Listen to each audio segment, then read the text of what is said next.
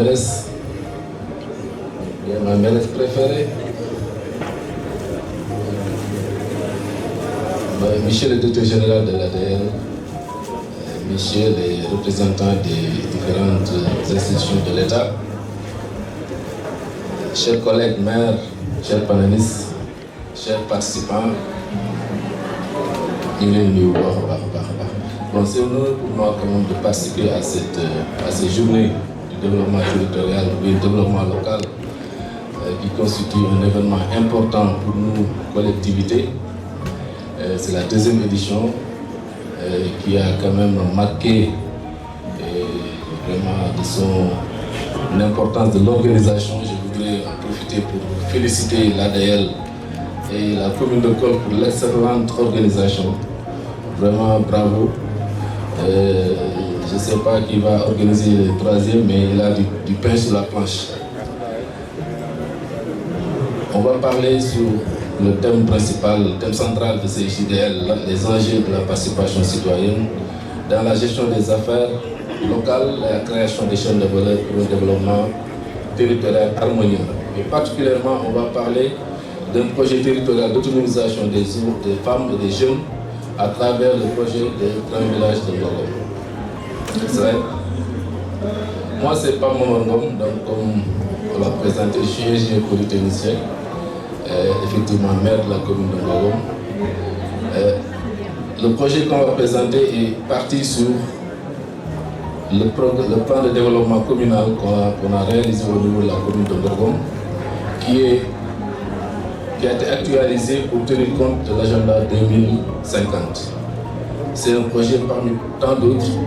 Le PDC est fait sur un programme de 74 milliards sur à peu près 102 projets et programmes.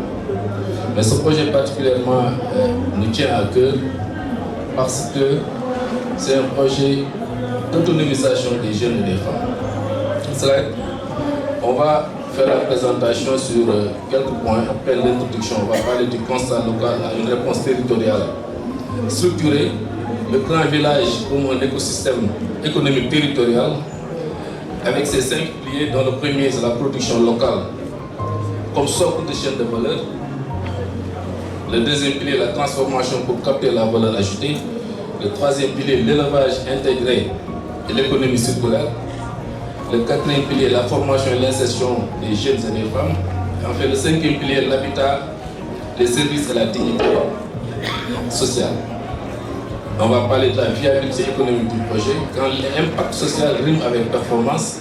Enfin, l'arrangement institutionnel, la gouvernance et la réplication nationale de ce projet. Et avant de conclure, le grand village, c'est un éco-village de vie et de travail alimenté entièrement par l'énergie solaire pour faire face à la précarisation des marchés du logement et du travail, à la sécurité alimentaire, pour fournir aussi un environnement confortable et durable avec toutes les communautés. C'est deux coups, Tok Teki, Baïssa Moutoundé, Amko. C'est ça le résumé du projet.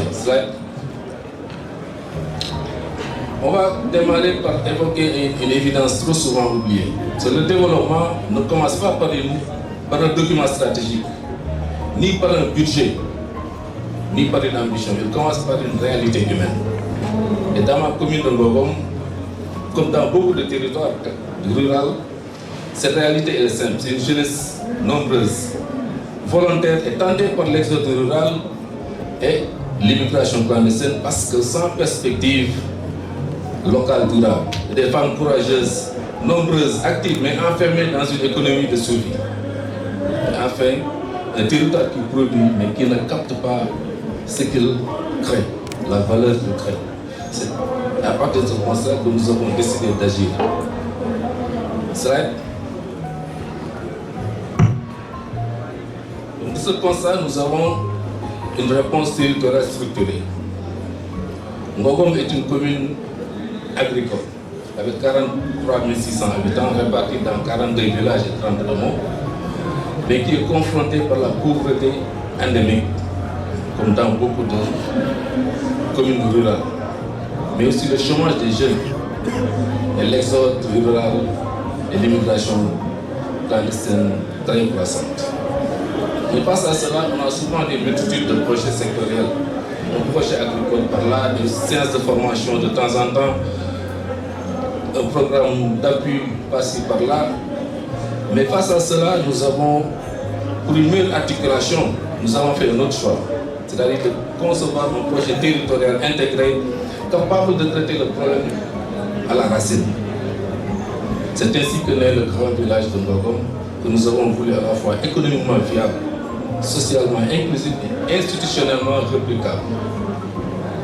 C'est vrai. Donc, comme je l'ai dit, c'est un écosystème territorial. C'est sur 200 hectares sécurisés qui est porté par la commune et les populations elles-mêmes. Mais il ne s'agit pas d'un lotissement, ni d'un simple projet agricole, mais d'un écosystème économique complet qui combine l'habitat, la production agricole et pastorale, la transformation agroalimentaire, l'énergie solaire, la formation et les services sociaux de base. Et sur une durée de 5 ans, le projet va mobiliser entre 12 et 13 milliards avec un objectif créer de la valeur localement et durablement au bénéfice des jeunes, des femmes et de la collectivité. C'est vrai. Le projet est articulé sur 5 piliers. Le premier pilier, slide, il faut enchaîner les slides sur ce diapo. Donc c'est la production locale structurée comme socle de chaîne de valeur. Donc avec 367 exploitations agricoles sur des parcelles de 0,5 à 1 hectare. Avec des cultures stratégiques comme la pomme de terre, l'oignon, le maraîchage. On a des bassins piscicoles aussi pour l'aquaculture, une partie pour la culture fourragère. Pourquoi ce choix? Parce que sans production structurée, sans production maîtrisée, il n'y a pas de chaîne de valeur endogène. Ça c'est très clair. Et pour une souveraineté alimentaire, économique, on doit commencer par produire ce qu'on consomme et consommer ce qu'on produit. Le deuxième pilier, c'est la transformation, effectivement. Donc on aura une unité de production de fruits surgelés avec une capacité de 3600 tonnes par an, une unité de production d'oignons, de coupe d'oignons, qui est destinée à l'export, d'une capacité de 5400 tonnes à l'hectare par an, et une unité de production d'aliments de bétail, parce qu'on a de l'élevage à côté, donc on produit l'élément de bétail, et à côté on aura des unités de transformation de produits piscicoles et laitiers. Donc à terme, c'est un chiffre d'affaires de 11 milliards par an, ce qui signifie tout simplement que la valeur ajoutée reste dans le territoire et la production, les producteurs ne dépendent plus des intermédiaires. Le troisième pilier, c'est l'élevage intégré, avec des fermes, avec l'économie circulaire, avec des fermes. On aura 3 fermes de 60 bœufs, 3 fermes de 120 poules, 3 fermes de 5000 pondeuses, 3 fermes de 5000 poulets de chair, des fermes avec des vaches laitières, des fermes avec des chèvres laitières, et l'élevage qui va produire à peu près 700 millions de chiffres d'affaires par an, ce qui permet de renforcer la résilience économique et d'inscrire le projet dans une économie circulaire. Parce qu'on aura beaucoup de groupements de femmes qui vont travailler avec le projet dans la distribution de ces produits de l'élevage. Le quatrième pilier, c'est la formation. Le cœur humain du grand village, c'est la formation.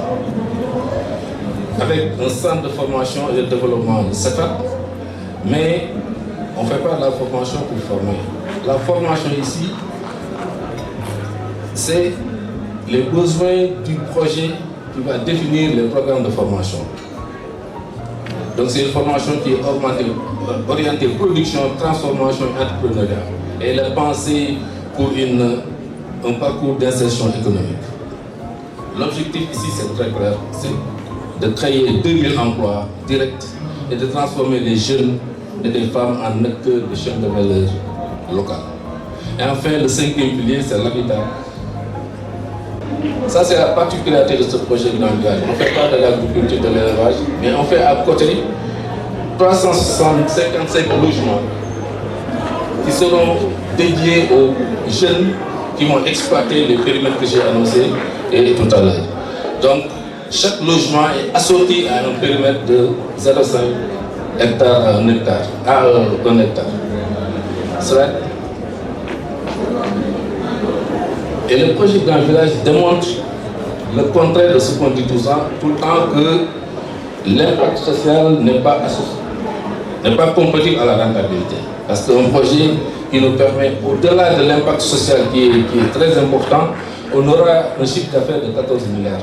Parce que toute l'activité qu'on va faire va créer 14 milliards de chiffre d'affaires, un résultat net de 6 milliards, donc avec un point mort qui est atteint en moins de 2 ans. Ces chiffres sont importants parce qu'ils prouvent que l'économie endogène peut être performante et pas seulement solidaire. Slide, c'est le dernier. C'est l'arrangement institutionnel. C'est important de ce type de projet. Je l'ai dit avant-hier dans mon intervention ici, qu'on a mis en place un autre système. On parle tout le temps de PPP, partenariat public-privé. Nous, on a ajouté le citoyen, partenariat public-privé citoyen, ce qui permet d'impliquer le citoyen qui n'est pas investisseur. On a le privé, on a la commune, mais le citoyen est impliqué dans le projet. Avec un comité de pilotage qu'on a mis en place, les propriétaires terriens, les exploitants sont regroupés en groupement foncier agricole qui est partie prenante du projet. Cette gouvernance qui rend le projet réplicable dans d'autres communes, et c'est extrêmement important. Même dans la commune, on peut faire un autre grand village, mais aussi dans les pôles territoires, et comme outil opérationnel de l'acte de la décentralisation. Donc c'est la conclusion pour dire que le projet ne doit pas être considéré comme une exception, mais une démonstration que les chaînes de valeur doivent être territorialisées, que les jeunes et les femmes sont au cœur de l'économie sociale, mais aussi que les communes peuvent être de véritables moteurs de développement. Je vais juste essayer de lire les derniers points qui montrent que le projet est compatible et en parfaite cohérence avec les politiques nationales, mais aussi surtout avec les ODD. Donc sur les 17 ODD, on va toucher avec ce projet au moins 11 ODD. C'est extrêmement important. Donc je vais terminer pour encore féliciter et remercier ma très chère mère. C'est ma mère parce que j'habite sa commune, mais aussi elle est aussi ma présidente au niveau de l'Alliance des collectivités territoriales sur l'économie sociale et solidaire, dont je suis le vice-président. Je vous remercie de votre attention.